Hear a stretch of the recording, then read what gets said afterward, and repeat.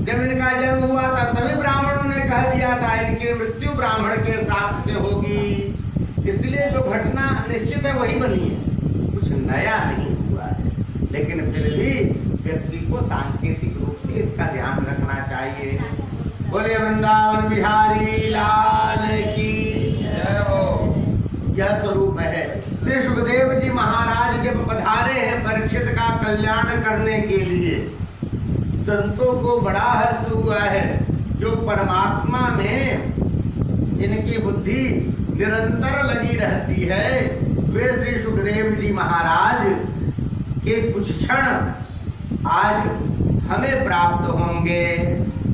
सांसारिक व्यक्ति के साथ बैठो तो संसार की बात करता है, बेटा बेटी पुतहु नाती पोता कारोबार धन संपत्ति इसी की चर्चा करेगा। सामान्य बात है कि जिसकी बुद्धि जहां लगी रहती है चर्चा में वही आता है। जहां जिसकी बुद्धि लगी रहेगी चर्चा में वही आएगा। बहुत लोग रहते हैं महाराज दूसरे की धन की, दूसरे की नारी की, दूसरे के जीवन की चर्चा करते रहते हैं। इससे पता चलता है इसकी बुद्धि कहाँ लगी हुई है? इसका नहीं महाराज हम उस विषय में सोचते भी नहीं, आप आए इसलिए मैंने चर्चा कर दी। नहीं भैया, आप ऐसा सोचते हो इसलिए तो चर्चा करिए। इसलिए बुद्धि को अधिक से अधिक भगवान में लगाओ, बुद्धि को अधिक से अधिक भगवान में लगाएं। जीवन का स्वरूप है, बचपन खेलने खाने में बीतता है, जवानी कमाने में बीतनी चाहिए, क्रम भी है, कमाने में बीतता है, बुढ़ापा दवाइयों के साथ बीतता है, खांसते हुए, कभी घुटने में दर्द है, कभी कमर में दर्द है, कभी खांसी आ रही है, महाराज सांस लेने में तकलीफ है, दवाइयों के साथ बीतती है। पर मूल स्वरूप जीवन का यही है कि भगवान नाम के साथ बीतना चाहिए। प्रयास कीजिए जो आपके मुख से भगवान नाम निकलता रहे, चाहे अनचाहे। पहले तो लोग बच्चों का भी नाम रख लेते थे, सीताराम राधे श्याम, अब आजकल तो यूनिक नाम रखा जाता है।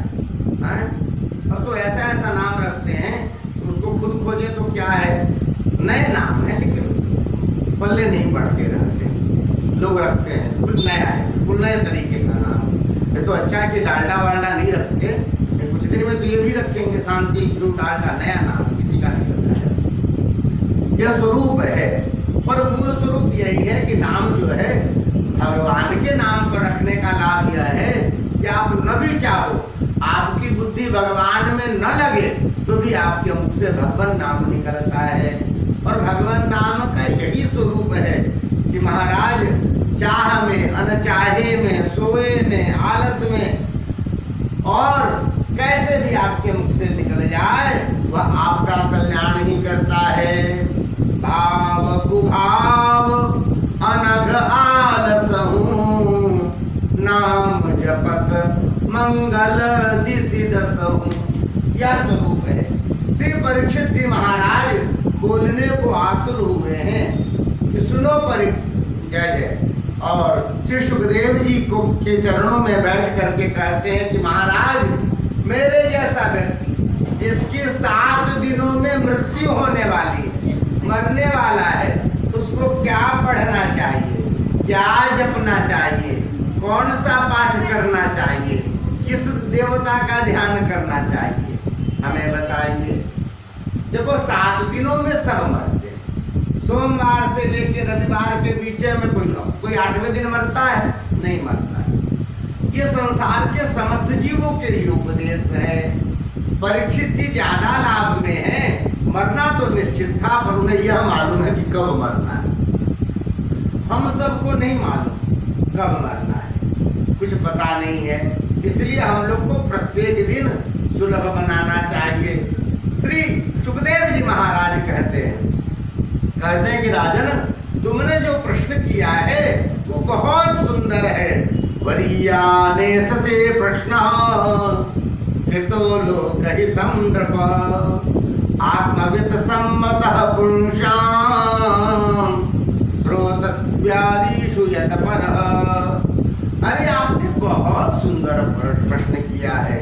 वरियान वरियांसो वरियांसः। महाराज प्रशंसित प्रश्न है।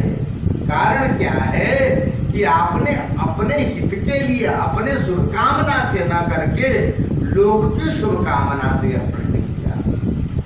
विद्वान संत जब किसी